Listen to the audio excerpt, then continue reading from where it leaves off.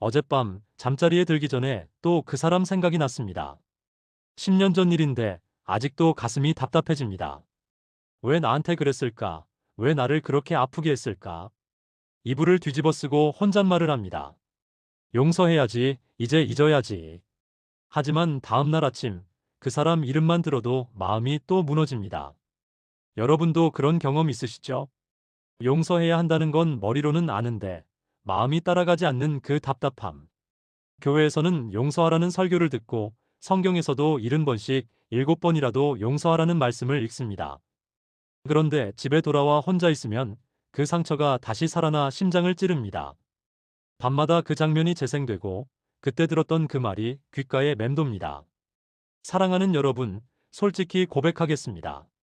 저도 목사인데 오랫동안 한 사람을 용서하지 못했습니다. 교회 안에서 일어난 일이었습니다.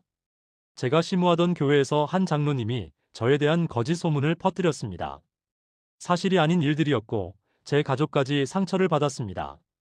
그분은 결국 다른 교회로 떠나셨지만 제 마음속에는 쓴 뿌리가 자라기 시작했습니다. 강단에서는 용서를 설교하면서 제 가슴속에는 분노가 응어리져 있었습니다. 기도할 때마다 그 사람 얼굴이 떠올랐고 성경을 읽어도 집중이 안 됐습니다. 하나님, 저 사람이 회개하고 사과하면 용서할게요. 속으로 그렇게 조건을 달았습니다.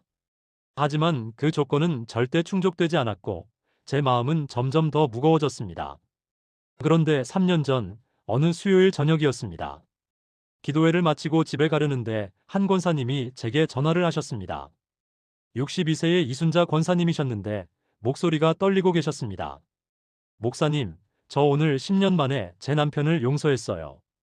그 한마디에 제 발걸음이 멈췄습니다. 권사님은 10년 전 남편의 외도로 이혼 직전까지 갔던 분이셨습니다. 결국 남편이 회개하고 돌아와 함께 살고는 있었지만 권사님의 마음은 여전히 얼어붙어 있었습니다. 그 같은 집에 살면서도 대화는 최소한으로 밥상도 따로 차려드렸다고 합니다. 그런데 그날 아침 권사님이 새벽 기도를 드리는데 갑자기 눈물이 쏟아졌다고 합니다. 목사님, 제가 그동안 제 남편을 감옥에 가둬놨더라고요. 그런데 사실은 제가 그 감옥에 같이 갇혀 있었던 거예요. 전화기 너머로 권사님의 흐느낌이 들렸습니다. 그날 밤 저는 잠을 이룰 수 없었습니다. 권사님의 그 말씀이 제 가슴을 뚫고 들어왔습니다. 나도 누군가를 감옥에 가둬놨구나.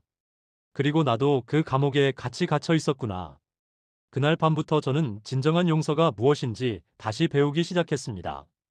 오늘 이 시간 여러분과 함께 용서에 대한 7가지 진리를 나누고자 합니다.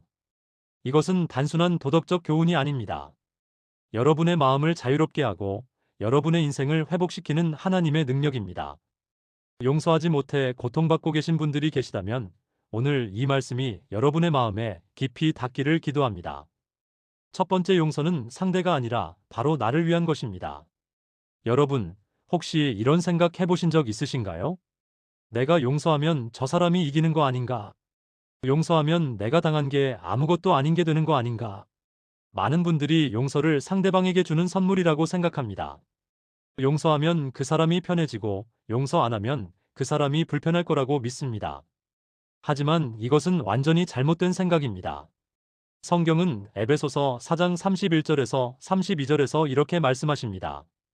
모든 악독과 노함과 분냄과 떠드는 것과 비방하는 것을 모든 악의와 함께 버리고 서로 친절하게 하며 불쌍히 여기며 서로 용서하기를 하나님이 그리스도 안에서 너희를 용서하심과 같이 하라.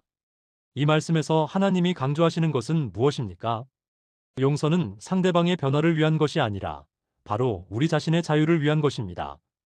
악독과 노함과 분냄을 버리라는 것은 그것들이 우리를 병들게 하기 때문입니다. 용서하지 못하는 마음은 독약과 같습니다. 그 독약을 마시면서 상대방이 죽기를 바라는 것과 같습니다. 하지만 실제로 죽어가는 사람은 바로 나 자신입니다. 부산 해운대구에 사시는 58세 김미영 집사님의 이야기를 들려드리겠습니다. 김 집사님은 15년 전 친언니로부터 큰 배신을 당했습니다. 어머니의 유산 문제로 언니가 서류를 위조해서 집사님의 몫까지 가져갔던 것입니다. 법적 다툼 끝에 돈은 일부 돌려받았지만 자매 관계는 완전히 끊어졌습니다. 김 집사님은 그 일 이후로 언니를 한 번도 만나지 않았고 이름조차 입에 담지 않았습니다. 그런데 문제는 김 집사님 자신이었습니다. 밤에 잠을 잘 수가 없었습니다. 언니 생각만 하면 심장이 뛰고 혈압이 올라갔습니다. 가족 모임이 있어도 언니가 올까봐 참석하지 못했습니다. 교회 생활도 점점 형식적으로 변해갔습니다. 찬양을 불러도 마음에 기쁨이 없고 기도를 해도 하늘이 막힌 것 같았습니다. 2년 전 김 집사님은 건강검진을 받았는데 의사 선생님이 놀란 표정으로 말했습니다. 집사님, 스트레스를 많이 받고 계시죠? 혈압도 높고 위장도 좋지 않습니다. 이대로 가면 큰 병이 올 수 있어요. 그날 밤 김 집사님은 하나님 앞에 무릎을 꿇었습니다. 하나님, 제가 언니를 용서하지 못해서 제가 죽어가고 있습니다.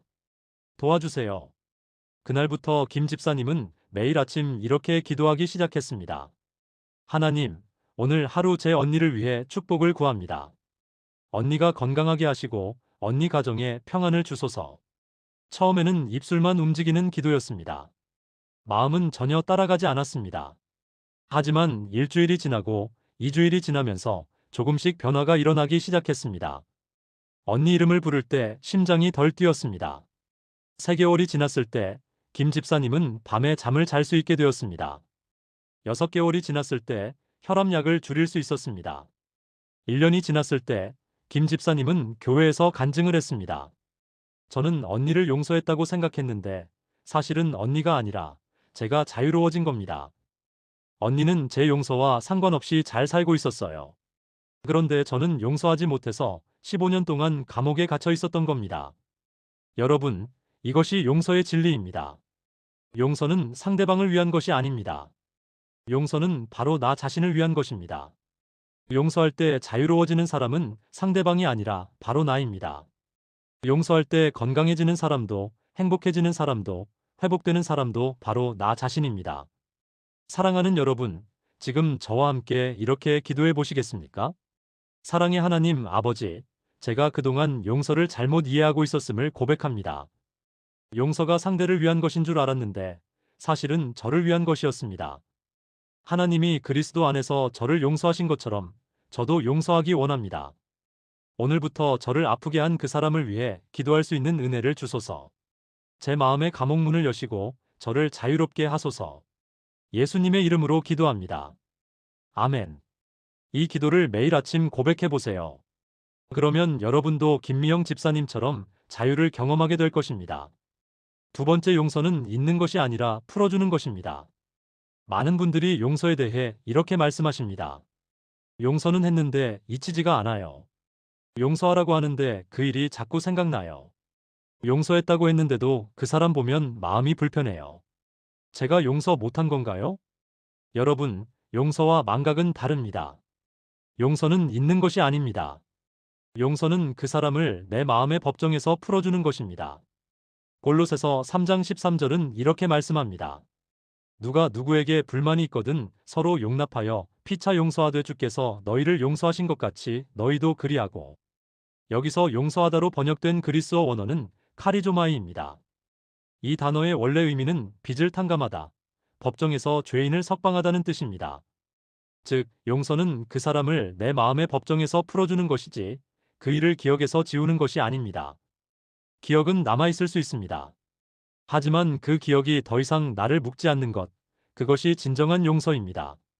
대구 수성구에 사시는 65세 박영수 장로님의 이야기입니다.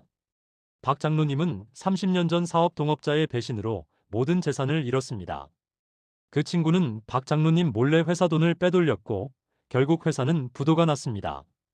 박 장로님은 20억 원의 빚을 떠안게 되었고 아내와 세 자녀는 단칸방으로 이사를 해야 했습니다. 그 친구는 해외로 도피했고 박 장로님은 15년 동안 빚을 갚으며 살았습니다. 낮에는 택시를 운전하고 밤에는 대리운전을 했습니다. 그렇게 15년이 지나 빚을 다 갚았을 때 박 장로님은 교회 장로로 임직을 받았습니다. 그런데 임직식 날 아침 기도하는데 그 친구 얼굴이 떠올랐습니다. 하나님, 저 사람을 용서하지 못하고 있습니다. 도와주세요. 하나님께서는 박 장로님에게 이렇게 말씀하셨습니다. 너는 그를 풀어주어라. 그를 내 법정에서 풀어주어라. 박 장로님은 그날 무릎을 꿇고 기도했습니다. 하나님, 제가 오늘 그 친구를 풀어줍니다. 더 이상 그를 제 마음의 법정에 가두지 않겠습니다. 그런데 신기한 일이 일어났습니다. 그 친구에 대한 기억은 여전히 생생했습니다. 30년 전 그날의 충격도 단칸방에서의 고통도 모두 기억났습니다.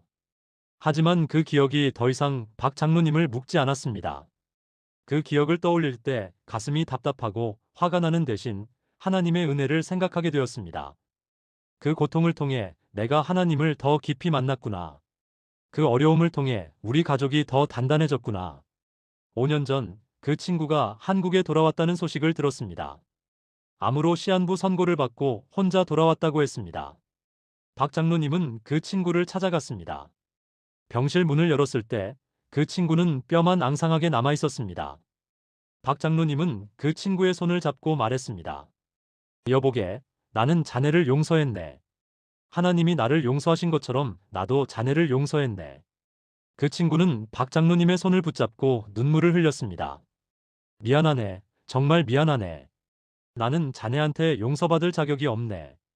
박 장로님은 그날부터 그 친구 병실을 매일 찾아가 기도해 주었습니다. 2개월 후 그 친구는 박 장로님의 기도를 받으며 세상을 떠났습니다. 장례식에서 박 장로님은 이렇게 간증했습니다. 저는 30년 전 일을 지금도 기억합니다. 하지만 그 기억이 더 이상 저를 묶지 않습니다. 용서는 있는 것이 아닙니다. 용서는 그 사람을 하나님의 손에 맡기는 것입니다. 여러분, 기억이 남아있다고 해서 용서하지 못한 것이 아닙니다. 그 기억이 더 이상 여러분을 묶지 않는다면 그것이 진정한 용서입니다. 용서는 기억을 지우는 것이 아니라 그 사람을 여러분의 법정에서 풀어주는 것입니다. 사랑하는 여러분, 지금 저와 함께 이렇게 기도해 보시겠습니까? 주님, 제가 용서를 잘못 이해하고 있었습니다. 기억이 남아있어서 용서하지 못한 줄 알았습니다. 하지만 용서는 있는 것이 아니라 풀어주는 것임을 배웁니다. 오늘 저를 아프게 한 그 사람을 제 마음의 법정에서 풀어줍니다. 그를 주님의 손에 맡기고 저는 자유를 선택합니다. 그 기억이 더 이상 저를 묶지 못하게 하소서. 예수님의 이름으로 기도합니다. 아멘. 이 고백을 반복해 보세요. 그러면 기억은 남아있어도 여러분의 마음은 자유로워질 것입니다. 세 번째, 하나님이 먼저 우리를 용서하셨다는 진리를 붙드세요. 우리가 용서할 수 있는 이유는 단 하나입니다. 하나님이 먼저 우리를 용서하셨기 때문입니다. 우리는 용서할 능력이 없는 사람들입니다. 우리의 힘으로는 절대로 용서할 수 없습니다. 하지만 하나님이 우리에게 용서의 능력을 주셨습니다. 에베소서 4장 32절은 이렇게 말씀합니다. 서로 친절하게 하며 불쌍히 여기며 서로 용서하기를 하나님이 그리스도 안에서 너희를 용서하심과 같이 하라. 이 말씀의 핵심은 하나님이 그리스도 안에서 너희를 용서하심과 같이입니다. 하나님의 용서가 먼저입니다. 하나님은 우리가 아직 죄인 되었을 때에 그리스도를 통해 우리를 용서하셨습니다. 우리가 회개하기 전에, 우리가 변하기 전에, 우리가 자격을 갖추기 전에 이미 용서하셨습니다. 이것이 은혜입니다. 그 은혜를 받은 우리가 이제 다른 사람을 용서하는 것입니다. 마태복음 18장에는 용서에 대한 강력한 비유가 나옵니다. 한 종이 왕에게 1만 달란트 빚을 졌는데 탕감받았습니다. 1만 달란트는 현재 가치로 약 60억 원이 넘는 천문학적 금액입니다. 그런데 그 종이 나가서 자기에게 100데나리온, 즉 약 100만 원 빚진 동료를 만나 목을 잡고 갚으라고 했습니다. 예수님은 이 비유를 통해 무엇을 말씀하십니까? 우리가 하나님께 용서받은 것은 1만 달란트와 같고 다른 사람이 우리에게 저지른 잘못은 100데나리온에 불과하다는 것입니다. 광주 북구에 사시는 52세 정밀한 권사님의 이야기를 들려드리겠습니다. 정 권사님은 10년 전 시어머니로부터 심한 학대를 받았습니다. 결혼 초부터 시어머니는 며느리를 인정하지 않았고 온갖 모욕적인 말을 일삼았습니다. 네가 뭔데 우리 아들이랑 결혼했어? 넌 우리 집안 며느리 자격이 없어. 정 권사님은 10년 동안 그 말들을 참고 견뎠습니다. 하지만 마음속 깊은 곳에는 시어머니에 대한 원망이 쌓여갔습니다. 8년 전 시어머니가 뇌경색으로 쓰러지셨습니다. 반신마비가 와서 누군가의 도움 없이는 생활할 수 없게 되었습니다. 남편과 시누이들은 정 권사님에게 어머니를 모시라고 했습니다. 정 권사님은 그날 밤 하나님 앞에 무릎을 꿇고 울었습니다.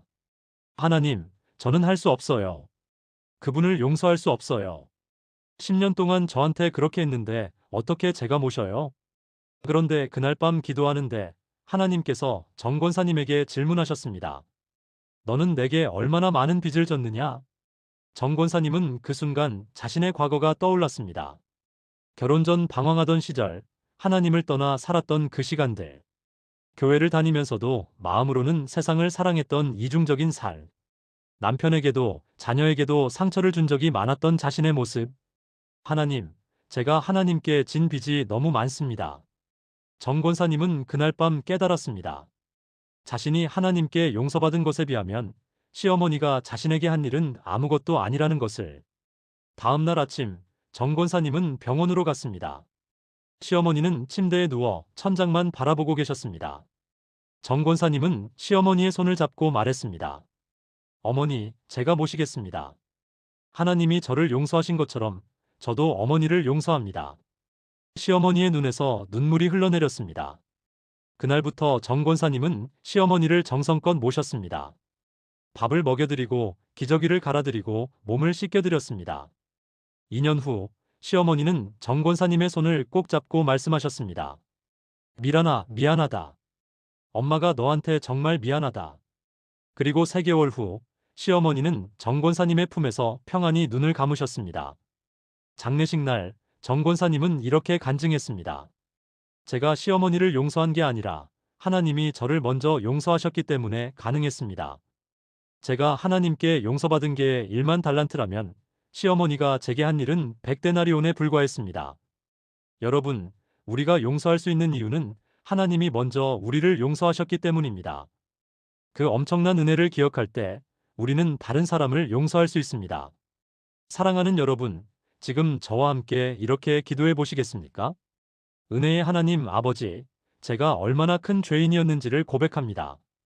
하지만 주님께서 그리스도 안에서 저를 완전히 용서하셨습니다. 그 엄청난 은혜를 생각하면 눈물이 납니다. 이제 저도 다른 사람을 용서하기 원합니다. 제가 하나님께 용서받은 것에 비하면 그 사람이 제게 한 일은 작은 것임을 고백합니다. 하나님의 용서하심을 기억하며 저도 용서할 수 있는 은혜를 주소서. 예수님의 이름으로 기도합니다.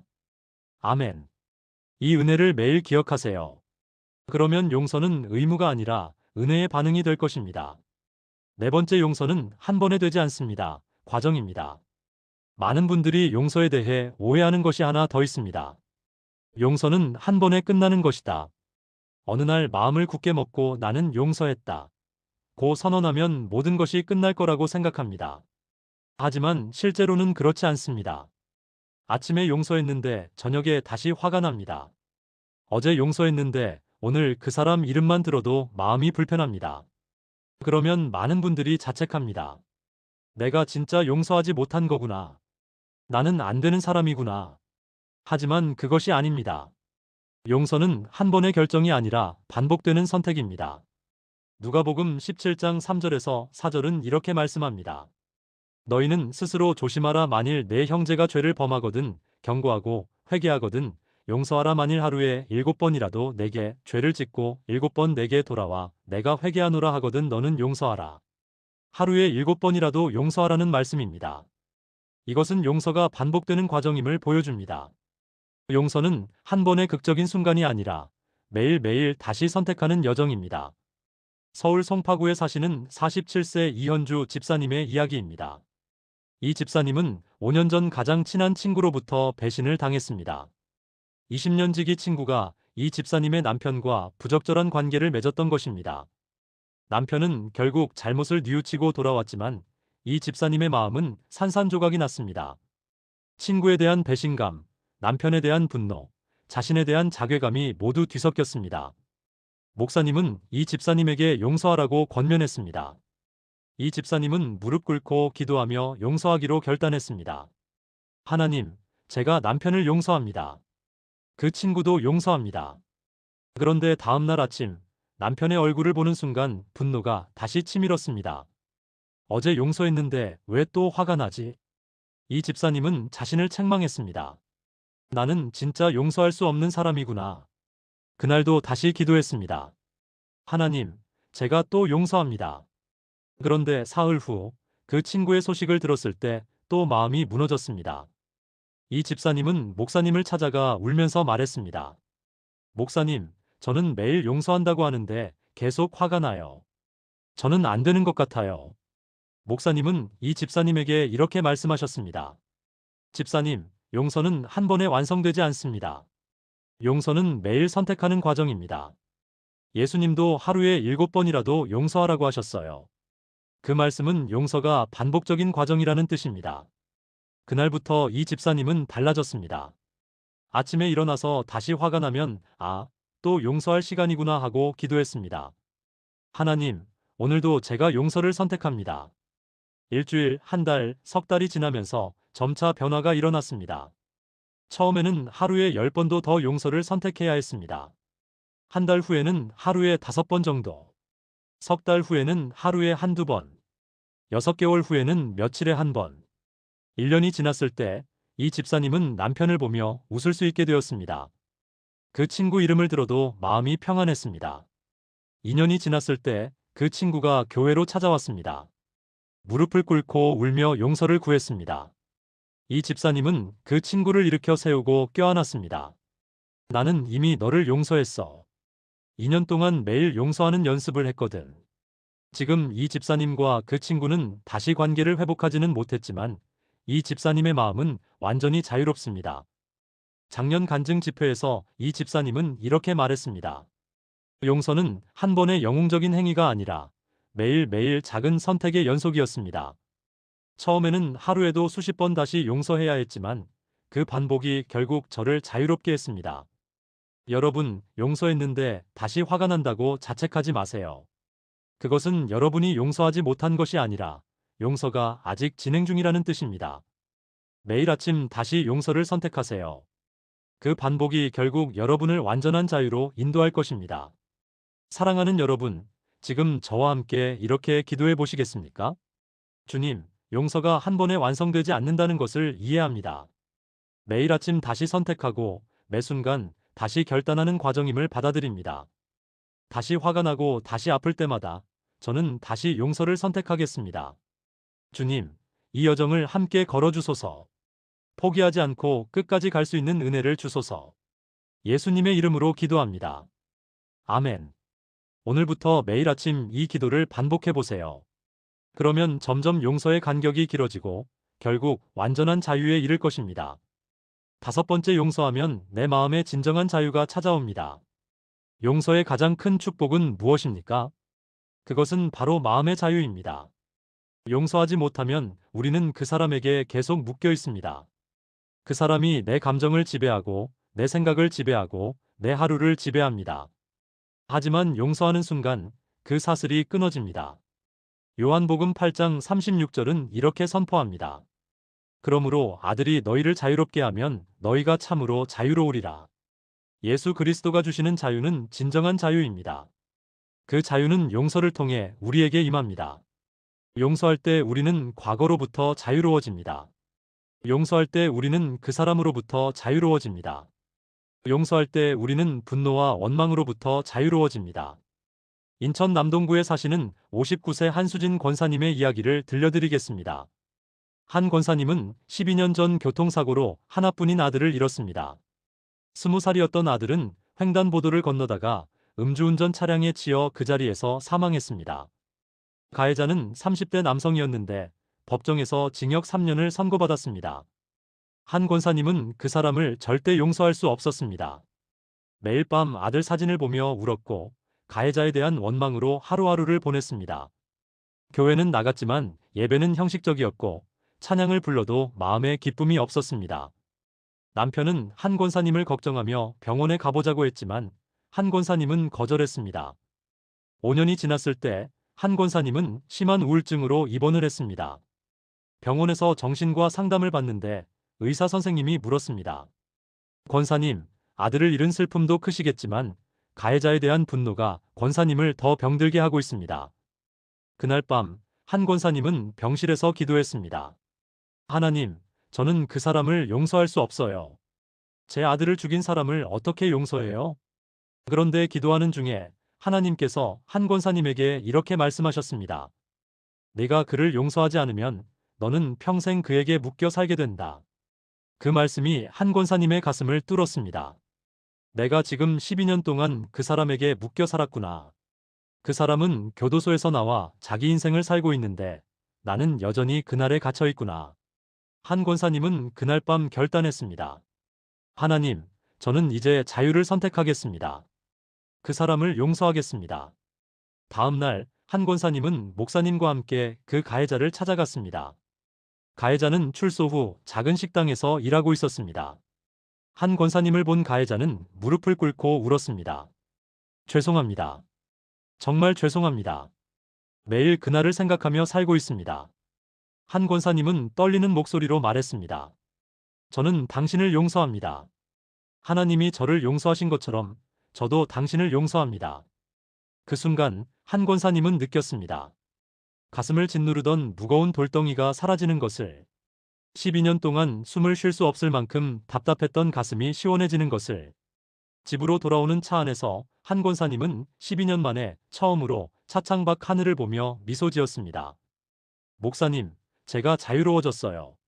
12년 동안 감옥에 갇혀 있었는데 오늘 풀려났어요. 그날 이후 한 권사님은 완전히 달라졌습니다. 우울증 약을 끊을 수 있었고 밤에 잠을 잘 수 있게 되었습니다. 교회에서 찬양을 부를 때 눈물이 났고 예배가 기쁨이 되었습니다. 1년 후 한 권사님은 교통사고 유가족 모임을 만들어 같은 아픔을 겪은 사람들을 돕기 시작했습니다. 3년 후 한 권사님은 그 가해자가 다니는 교회를 찾아가 함께 예배를 드렸습니다. 지금 한 권사님은 이렇게 간증합니다. 용서는 제 아들을 죽인 사람을 위한 것이 아니었습니다. 용서는 12년 동안 죽어가던 저를 살린 것입니다. 용서하는 순간 저는 과거의 감옥에서 풀려났고 미래로 걸어갈 수 있게 되었습니다. 여러분, 용서는 여러분을 자유롭게 합니다. 과거에 묶여있던 여러분의 마음이 풀려납니다. 그 사람이 더 이상 여러분의 하루를 지배하지 못합니다. 여러분은 그 사람 없이도, 그 사건 없이도 행복할 수 있습니다. 이것이 용서가 주는 가장 큰 선물입니다. 사랑하는 여러분, 지금 저와 함께 이렇게 기도해 보시겠습니까? 자유의 하나님 아버지, 저는 지금까지 과거에 묶여 살았습니다. 그 사람에게 묶여 있었고 그 사건에 갇혀 있었습니다. 하지만 오늘 저는 자유를 선택합니다. 주님께서 아들로 저를 자유롭게 하시니 저는 참으로 자유롭습니다. 용서를 통해 과거의 사슬을 끊고 미래로 걸어가게 하소서. 더 이상 그 사람이 제 마음을 지배하지 못하게 하소서. 진정한 자유를 주소서. 예수님의 이름으로 기도합니다.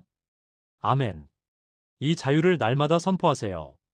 그러면 여러분은 과거로부터 완전히 자유로워질 것입니다. 6번째, 용서는 반드시 관계 회복을 의미하지 않습니다. 많은 분들이 용서에 대해 또 하나 오해하는 것이 있습니다. 용서하면 다시 그 사람과 친해져야 한다. 용서하면 예전처럼 관계를 회복해야 한다.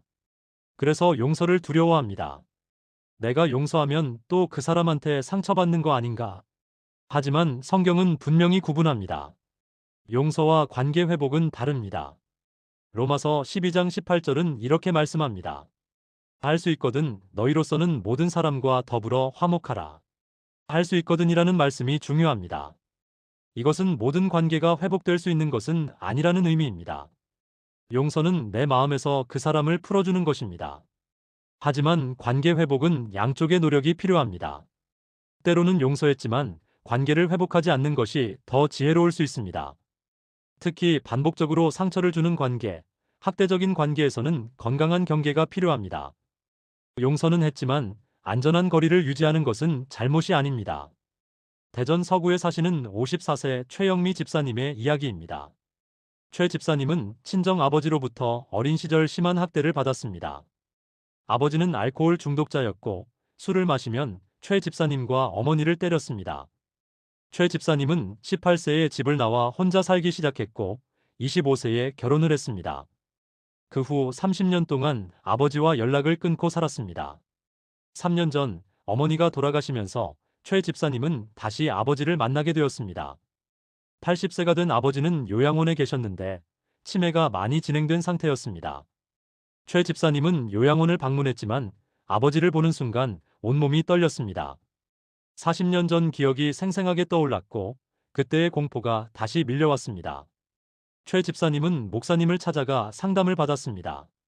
목사님, 저는 아버지를 용서해야 하나요? 용서하면 아버지를 모셔야 하나요?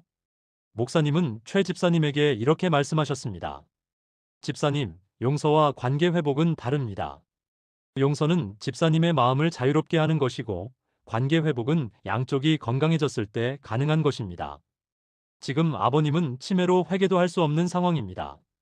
집사님이 아버님을 마음속으로 용서하되 안전한 거리를 유지하는 것은 지혜로운 선택입니다.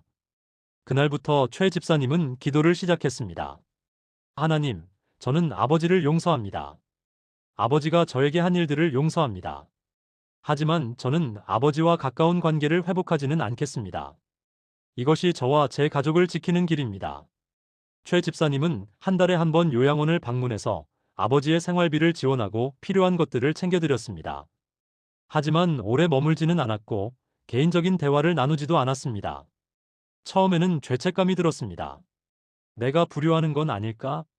용서했으면 더 잘해드려야 하는 거 아닐까? 하지만 상담을 통해 최 집사님은 깨달았습니다.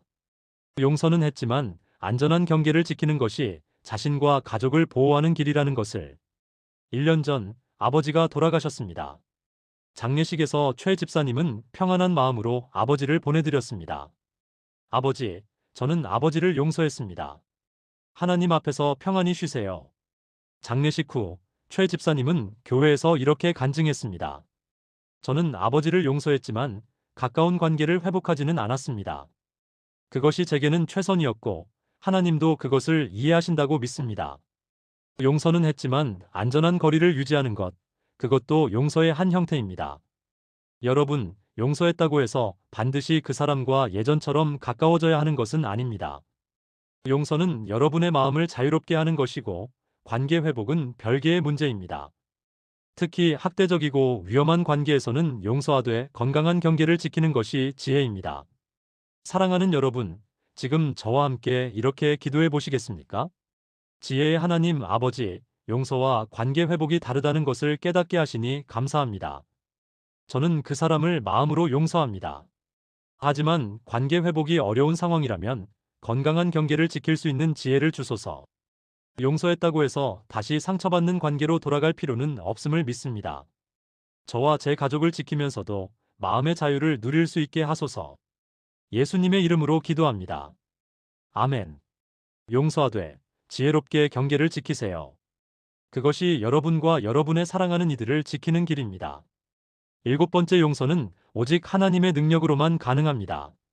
마지막으로 가장 중요한 진리를 나누겠습니다. 우리는 우리 힘으로 용서할 수 없습니다. 용서는 인간의 의지나 노력으로 되는 것이 아닙니다. 용서는 오직 하나님의 은혜와 능력으로만 가능합니다. 빌립보서 2장 13절은 이렇게 선포합니다. 너희 안에서 행하시는 이는 하나님이시니 자기의 기쁘신 뜻을 위하여 너희에게 소원을 두고 행하게 하시나니. 용서하고 싶은 마음도 하나님이 주시고 용서할 수 있는 능력도 하나님이 주십니다. 우리가 할 일은 하나님께 우리의 연약함을 고백하고 하나님의 능력을 구하는 것입니다. 하나님, 저는 할 수 없습니다. 하지만 하나님은 하실 수 있습니다. 이 고백이 기적의 시작입니다. 울산 남구에 사시는 68세 박순자 권사님의 이야기로 오늘 말씀을 마무리하겠습니다. 박 권사님은 20년 전 딸을 잃었습니다. 25살이었던 딸이 의료사고로 수술대에서 사망했습니다. 단순한 맹장 수술이었는데 담당 의사의 실수로 과다출혈이 일어나 딸이 세상을 떠났습니다. 박 권사님은 그 의사를 절대 용서할 수 없었습니다. 법정 소송을 했고 결국 의사는 의료과실을 인정하고 배상금을 지불했습니다. 하지만 돈이 딸을 돌려주지는 못했습니다. 박 권사님은 그날 이후 교회를 떠났습니다. 용서하시는 하나님이라면서 왜 제 딸을 지켜주지 않으셨습니까? 10년 동안 박 권사님은 하나님을 원망하며 살았습니다. 딸의 생일이나 기일이 되면 술을 마시고 하나님을 저주했습니다. 남편은 박 권사님을 위해 계속 기도했지만 박 권사님의 마음은 돌처럼 굳어 있었습니다. 10년이 지난 어느 날 박 권사님은 교통사고로 병원에 입원했습니다. 다리가 부러져서 한 달 동안 병원에 있어야 했습니다. 어느 날 밤 병실에서 혼자 있는데 간호사가 들어왔습니다. 30대 초반으로 보이는 젊은 간호사였는데 박 권사님을 보며 눈물을 흘렸습니다. 권사님, 혹시 저를 기억하세요? 저는 20년 전 권사님 딸을 수술하던 수술실 간호사였어요. 박 권사님은 그 순간 온몸이 얼어붙었습니다. 간호사는 무릎을 꿇고 울면서 말했습니다. 20년 동안 제가 얼마나 괴로웠는지 아십니까? 그날 제가 조금만 더 빨리 알아챘더라면 저는 20년 동안 그 죄책감을 안고 살았어요. 의사 선생님도 그날 이후 정신과 치료를 받으며 살고 계세요. 권사님 딸을 살리지 못한 것이 평생의 짐이라고 하셨어요. 그 말을 듣는 순간 박 권사님의 얼어붙은 마음에 뭔가가 녹기 시작했습니다. 그 사람들도 20년 동안 괴로워하며 살았구나. 그날 밤 박 권사님은 10년 만에 처음으로 기도했습니다. 하나님, 저는 할 수 없어요. 제 힘으로는 절대 용서할 수 없어요. 하지만 하나님은 하실 수 있잖아요. 하나님이 저를 도와주세요. 제가 용서할 수 있게 해주세요. 그 기도 이후 놀라운 일이 일어났습니다. 박 권사님은 매일 아침 똑같은 기도를 반복했습니다. 하나님, 저는 할 수 없습니다. 하지만 하나님은 하실 수 있습니다. 한 달이 지나고 석 달이 지나면서 박 권사님의 마음에 조금씩 변화가 일어났습니다. 그 의사를 생각할 때 분노 대신 안타까움이 느껴졌습니다. 6개월 후 박 권사님은 그 의사가 일하는 병원을 찾아갔습니다. 의사는 박 권사님을 보고 얼굴이 새하얗게 질렸습니다. 박 권사님은 떨리는 목소리로 말했습니다. 선생님, 저는 제 힘으로는 선생님을 용서할 수 없었어요. 하지만 하나님이 저를 도우셔서 오늘 이렇게 왔습니다. 저는 선생님을 용서합니다. 하나님이 저를 용서하신 것처럼요. 의사는 그 자리에서 무너져 울었습니다. 감사합니다. 정말 감사합니다. 저는 20년 동안 권사님께 용서를 구하고 싶었지만 용기가 없었습니다. 그날 이후 박 권사님은 교회로 돌아왔습니다. 10년 동안 떠나 있었던 교회, 그 자리에 다시 섰을 때 박 권사님은 눈물을 흘렸습니다. 하나님, 제가 할 수 없는 일을 하나님이 하셨습니다. 제가 용서할 수 없었던 사람을 하나님의 능력으로 용서했습니다. 지금 박 권사님은 유가족 상담 사역을 하고 계십니다. 사랑하는 사람을 잃고 용서하지 못해 괴로워하는 분들을 만나 이렇게 말씀하십니다. 우리 힘으로는 절대 용서할 수 없습니다. 하지만 하나님은 하실 수 있습니다. 하나님께 우리의 연약함을 고백하고 하나님의 능력을 구하세요. 그러면 기적이 일어납니다. 여러분, 용서는 우리의 힘으로 되는 것이 아닙니다. 용서는 하나님의 초자연적인 은혜입니다. 우리가 할 수 없습니다라고 고백할 때 하나님이 내가 하겠다고 말씀하십니다. 우리의 연약함이 하나님의 능력이 나타나는 통로가 됩니다. 사랑하는 여러분, 지금 저와 함께 이렇게 기도해 보시겠습니까? 전능하신 하나님 아버지, 제 힘으로는 용서할 수 없음을 고백합니다. 저는 너무 연약하고 제 상처는 너무 깊습니다. 하지만 하나님은 하실 수 있습니다. 하나님의 능력으로 저도 용서할 수 있음을 믿습니다. 오늘 이 시간 제 안에 용서하고 싶은 마음을 주시고 용서할 수 있는 능력을 주소서. 제가 할 수 없는 일을 하나님이 하시기를 간구합니다. 저를 통해 하나님의 기적을 나타내소서. 예수님의 이름으로 기도합니다. 아멘. 이 기도를 매일 반복하세요. 그러면 여러분도 박순자 권사님처럼 하나님의 능력으로 용서의 기적을 경험하게 될 것입니다. 통합 기도문. 지금까지 나눈 7가지 말씀을 하나의 기도로 드리겠습니다. 사랑하는 여러분, 함께 기도하시겠습니까? 사랑과 은혜의 하나님 아버지, 오늘 용서에 대한 놀라운 진리를 깨닫게 하시니 감사합니다. 용서가 상대가 아니라 저를 위한 것임을, 용서가 있는 것이 아니라 풀어주는 것임을, 하나님이 먼저 저를 용서하셨음을, 용서가 한 번에 되지 않고 과정임을, 용서하면 제 마음에 자유가 찾아옴을, 용서가 반드시 관계 회복을 의미하지 않음을, 그리고 용서는 오직 하나님의 능력으로만 가능함을 배웠습니다. 하나님 아버지, 저는 고백합니다. 그동안 용서하지 못하고 살아온 제 모습을 고백합니다. 누군가를 제 마음의 감옥에 가두어 놓고 저도 그 감옥에 같이 갇혀 살았습니다. 용서는 상대를 위한 것인 줄 알았는데 사실은 저를 자유롭게 하는 것이었습니다. 하나님이 그리스도 안에서 저를 용서하신 것처럼 저도 다른 사람을 용서하기 원합니다. 오늘부터 저는 매일 아침 용서를 선택하겠습니다. 한 번에 되지 않아도 포기하지 않고 매일 다시 용서를 선택하겠습니다. 제 힘으로는 할 수 없지만 하나님의 능력으로 하겠습니다. 저를 아프게 한 그 사람을 제 마음의 법정에서 풀어줍니다. 더 이상 그를 붙잡고 있지 않겠습니다. 그를 하나님의 손에 맡기고 저는 자유를 선택합니다. 하나님, 제 마음에 진정한 자유를 주소서. 과거에 묶여있던 제 영혼이 풀려나게 하소서. 그 사람이 더 이상 제 하루를 지배하지 못하게 하소서. 저와 제 가족에게 평안을 주시고 기쁨을 회복시켜 주소서. 용서를 통해 제 마음이 치유되고 제 인생이 회복되게 하소서. 저는 믿습니다. 하나님의 능력으로 저도 용서할 수 있습니다. 불가능해 보이는 이 일을 하나님이 가능하게 하실 것을 믿습니다. 오늘 이 기도를 시작으로 제 안에 용서의 기적이 일어나기를 간구합니다. 살아계신 예수 그리스도의 능력 있는 이름으로 기도합니다. 아멘. 마무리. 사랑하는 여러분, 오늘 우리는 용서에 대한 7가지 진리를 함께 나누었습니다. 첫째, 용서는 상대가 아니라 바로 나를 위한 것입니다. 둘째, 용서는 있는 것이 아니라 풀어주는 것입니다. 셋째, 하나님이 먼저 우리를 용서하셨다는 진리를 붙들어야 합니다. 넷째, 용서는 한 번에 되지 않고 매일 선택하는 과정입니다. 다섯째, 용서하면 내 마음에 진정한 자유가 찾아옵니다. 여섯째, 용서는 반드시 관계 회복을 의미하지 않습니다. 일곱째, 용서는 오직 하나님의 능력으로만 가능합니다. 이 7가지가 여러분의 마음에 깊이 새겨지기를 기도합니다. 용서는 쉬운 일이 아닙니다. 때로는 불가능해 보이기도 합니다.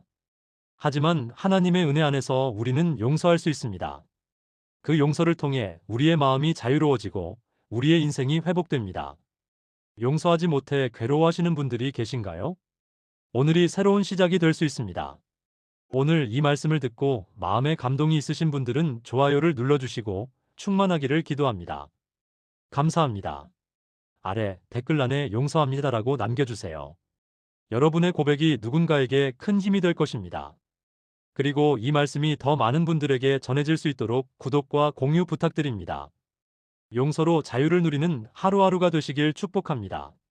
하나님의 은혜와 평강이 여러분과 여러분의 가정에